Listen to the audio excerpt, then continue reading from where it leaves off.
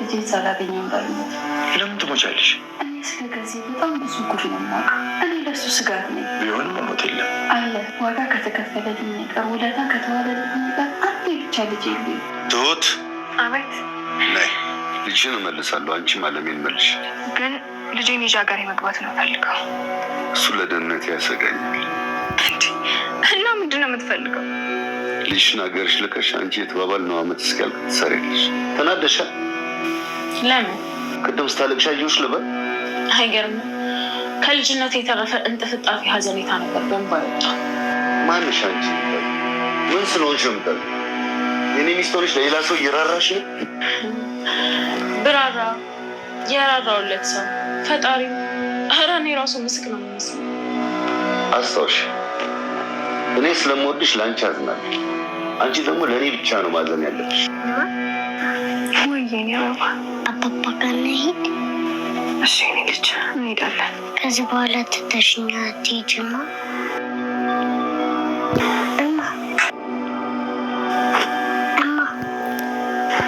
ወይ ልጅ ትተሽኛ አትሄጂም አይደለ?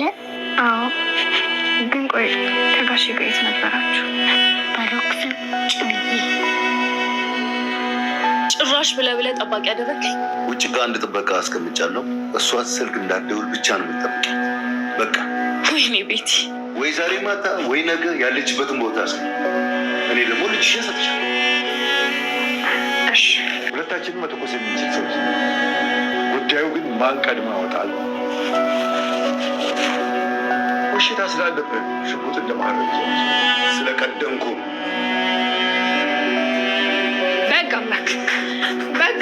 በጋ አምላክ ልጄ ልቀቅ። ስለዚህ ዓለም ያለችበትን ትነግሪኛለሽ። እሺ በቃ ልጄ ልቀቃል። ሙሉ መረጃ አንጻር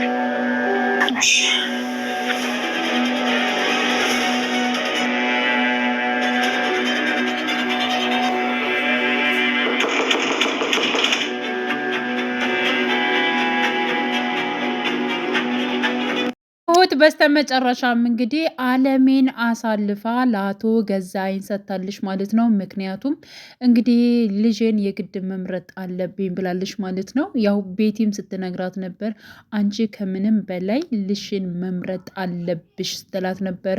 እንዲሁም እንግዲህ ትሁትም እጅግ በጣም እንግዲህ ሁኔታው እጅግ በጣም ስላሳሰባትና እንዲሁም ደግሞ ነገሮቹ ውስብስብ እስከሆነባት ድረስ ማለት ነው አሁን ላይ እንግዲህ እየመረጠችው ልጇን ነው።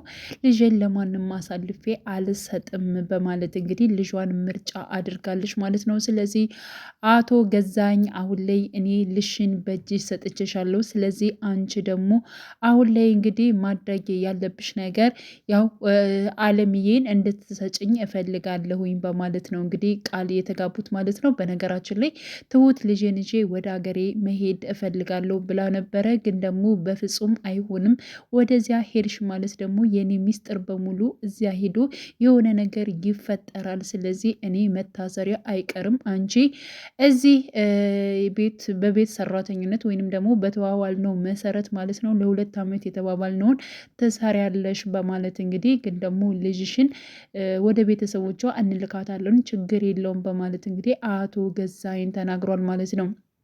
አሁን ላይ ትሁት ይህን ነገር ያደረገችው ይብን ራሱ ማለት ነው ናቲ ወደ ቤት እንዳይመጣ አድርገዋለች። ደውላ ነበር ወደ ቤት እንዳትመጣ እኔ ስደውልልክና ወደ ቤት ና ስል ትመጣለህ፣ ለጊዜው ግን ወደ ቤት እንድትመጣ በፍጹም አልፈልግም በማለት እንግዲህ ናቲንም አስጠንቅቀዋለች። ናቲ ምንድን ነው የተፈጠረው? ትሁት ምንድን ነው የሆንሽው? ጎዱሽ ወይ ምንድን ነው ንገሪኝ በማለት እንግዲህ ናቲ ጠይቋት ነበረ።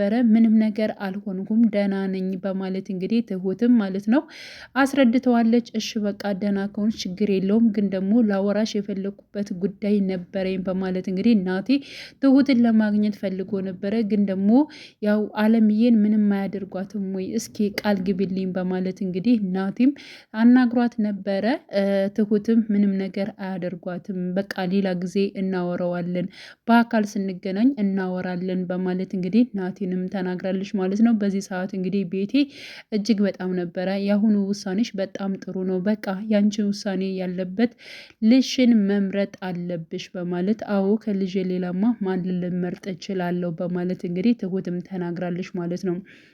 በሌላ በኩል እንግዲህ አባባ ማለት ነው አለምዬንም በብዙ ነገሮች እያስረዳት ይገኛል። አለምዬም ያው አቶ ገዛኸኝ እኔን ቢያገኘኝ ዝም አይለኝም፣ ምክንያቱም የእሱን በጣም መጥፎ መጥፎ ነገሮችን እያንዳንዱ አውቃለሁኝ፣ ስለማቅ ደግሞ እኔን ሊያጠፋኝ ይፈልጋል። ስለዚህ እናንተ አሁን ላይ እኔ ብቻ ናችሁም፣ እንዲሁም ደግሞ ልጅን እያልኩኝ በጣም ብዙ ነገሮችን ብጠይቃችሁ አቶ ገዛኸኝ ቢያገኘኝ እንደማይምረኝ ስለማቅ ነው። ስለዚህ እንደምንም ተጨንቃችሁ ተቸግራችሁም ቢሆን ያው አባባና እንዲሁም ትሁትን እኔን እንድታተርፉኝ እፈልጋለሁ፣ ከልጄ ጋር ህይወትን መቀጠል እፈልጋለሁ በሚል መልኩ ማለት ነው። ያው ያደረገችው ነገር ወይንም ደግሞ ስለ ትሁት ማዘኗ ቀርቶ አይደለም፣ ግን ደግሞ መሆን ያለበት እኔን ቢያገኘኝ አቶ ገዛኸኝ አይምረኝም፣ እሱ የሚሰራቸውን መጥፎ ነገሮች እያንዳንዱ ስለማቅ በማለት እንግዲህ ለአባባ ስትናገር ነበር። አባባን በፍጹም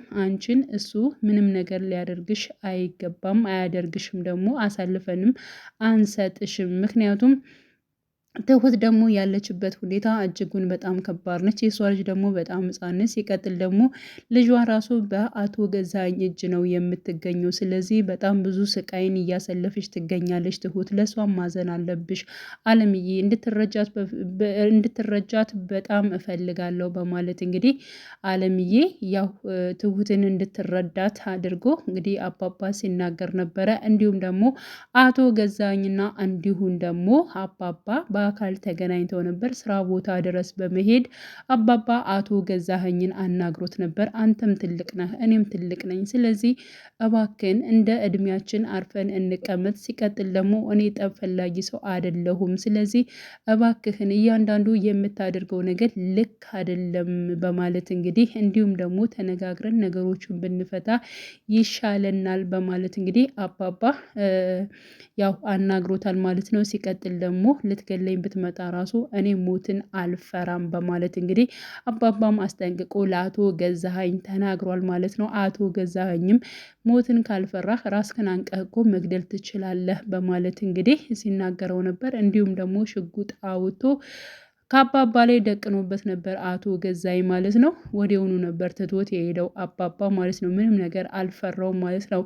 እና በስተመጨረሻም አሁን ላይ ማለት ነው አቶ ገዛኸኝ ባለው መሰረት እንግዲህ ትሁት ልሽን ሰጥቼሻለሁኝ፣ ካለዚያ ግን እንድታስቢበት ጊዜ ሰጥቼሽ ነበር፣ አንቺ ግን እያሰብሽበት አይደለም። ስለዚህ ልሽን ይዤ ከዚህ ቤት እሄዳለሁኝ፣ የት እንደማደርጋት አንቺን ልጠይቅኝ አቼም በማለት እንግዲህ በህግ አምላክ ይዣለሁ በማለት እንግዲህ ትሁትም ልጇን ይዞ ሊወጣ ሲል ያለውን እውነታ ማለት ነው እንዲሁም ደግሞ አለምዬ የት እንዳለችና የት እንዳደረገቻት እውነታውን ማለት ነው ለአቶ ገዛኸኝ ተናግራለች። ምክንያቱም ልሽን እሰጥሻለሁ አለምዬን እንድሰጭኝ ይፈልጋለሁ በማለት በዚያ ድርድር ነበር እንትን ያለው ማለት ነው። እና አለምዬም ያው አለምዬ ያለችበትን የት ቦታ እንደሆነና ከማን ጋር እንደሆነ እያንዳንዱን ነገር ትሁት አሳልፋ ያው ለአቶ ገዛኸኝ ተናግራለች ማለት ነው። ነገሮቹ ቢከብዷትና እጅግ በጣም ቢከብዳት ነው ይህን ነገር ያደረገችው ማለት ነው። ከአቅሟ በላይ ሆኖ ነው ማለት ነው። ምክንያቱም እኔ ሌላ ብዙ ሰዎች ወደዚህ ነገር እንዲገቡ ስለማልፈልግ ነው፣ በሰላም ነገሮቹን መቋጨት ስለምፈልግ ነው በማለት እንግዲህ ይህን ነገር ወስናለች ማለት ነው። ምክንያቱም የትሁት አባት ራሱ ቀጥታ አቶ ገዛኸኝ የሚያደርገውን ድርጊት ስለሰማ ወደዚህ ወደ አዲስ አበባ ለመምጣት ፍላጎት አለው። በዚያ ላይ ደግሞ እንግዲህ አቶ ተመስገንም ራሱ ይህን ነገር ቢሰማ እጅግ በጣም ነው ከባድ የሚሆነው ማለት ነው። ምክንያቱም ያው ትሁት ልጅ የተመስገን ልጅ ነች ማለት ነው። ከዚያ አንጻር በጣም ብዙ ነገሮች ሊፈጠሩ ይችላል። ስለዚህ በጣም ነፍ ሰዎች ወደዚህ ነገር ሊገቡ የፈለጉ አሉ። እኔ ግን ነገሮቹ እንዲባባሱ አልፈልግም፣ ባጭሩ መቋጨት ነው የምፈልገው በማለት እንግዲህ ባጭሩ መቋጨት ከፈለግሽ አለምዬ ለእኔ አሳልፈሽ የግድ መስጠት አለብሽ ባለው መሰረት እንግዲህ አለምዬን አሳልፋ ሰጥታታለች ማለት ነው። እንግዲህ አቶ ገዛኸኝ ተነስቶ ቀጥታ አባባ ቤት ነበር የሄደው ማለት ነው። ስለዚህ አባባ ቤት በመሄድ በሩን አንኳኩቷል። ስለዚህ አለምዬና እንዲሁም ደግሞ ያው አባባ ባሉበት ሰዓት ሲያንኳኳ ነበር በር ማለት ነው። አለምዬ እጅግ በጣም ደንግጣለች። አባባም እንደዚው ደንግጧል። ምን ሊፈጠር ይችላል? አለምዬ ትደበቃለች ወይንስ ምን ሊሆን ይችላል የሚለውን ነገር በጉጉት የምንጠብቀው ነው የሚሆነው። ሲቀጥል ደግሞ ቤቲ አሁን ላይ በጣም እያዘነች ትገኛለች። ምክንያቱም ከዚህ በፊት እንግዲህ ለብር ብላ ገብታ እንግዲህ አባቷን የሚያክል ግለሰብ ማለት ነው አቶ ገዛኝን አግብታ ትኖራለች። አቶ ገዛኝ ልጅ አይፈልግም፣ እንዲሁም በቃ ብር ብቻ ነው ሲያሯሩጥ የሚኖረው ማለት ነው። ከዚህ በፊት ልጅ እንውለድ በማለት ጥያቄ ጠይቀው ነበረ።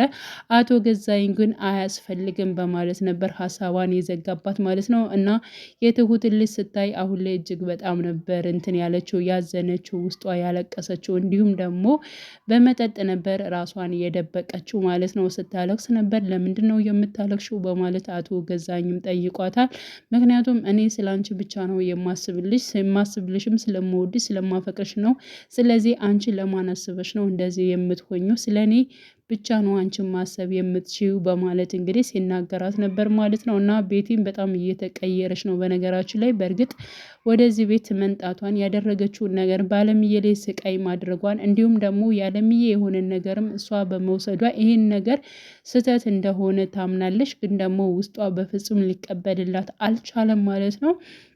እና ያው ቤቲ ከትንሹም ትንሽ እየተቀየረች መታለች ነው በየማስበው ማለት ነው። ባደረገችው ነገር በሆነው ነገር በሙሉ እየተጸጸተች መታለች። ስለዚህ ያው አቶ ገዛኝ ነው እንጂ ሊቀየር ያልቻለው። በእርግጠኝነት ቤቲም እንደምትቀየርና መልካም ሰው እንደምትሆን ተስፋ እናደርጋለን። በአሁኑ ትሁት በወሰነችው ውሳኔ አለምዬን አሳልፋ ለአቶ ገዛኝ በመስጠቷ አሁን ላይ በጣም ትክክል ምርጫ ነው የመረሽው።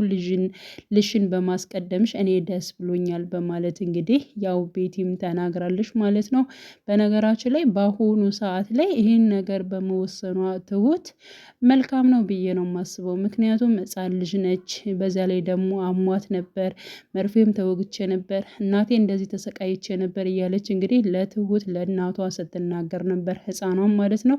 እና በጣም ነው የምታሳዝነው። ምንም የማታውቀው ሕፃን እየተሰቃየ ስለሆነ ስለዚህ ትሁት ምንም አይነት ጥፋት አላጠፋችም። ማድረግ ያለባትና ትክክለኛ ነገር ነው የወሰነችው ብዬ ነው የማስበው። ቀጣይ ፓርት ሁላችንም በጉጉት የምንጠብቀው ይሆናል ማለት ነው። ውድ ቻናሌ ተከታታዮቼ ቤተሰቦቼ በያላችሁበት ሰላማችሁ ይብዛልኝ። ለቤቴ አዲስ የሆናችሁ የደውል ምልክቱን በመጫን ቤተሰብ ይሁኑ። ያላችሁን ሀሳብ አስተያየትም በኮሜንት ላይ ማስቀመጥ ትችላላችሁ። መልካም ጊዜ ተመኘውላችሁ።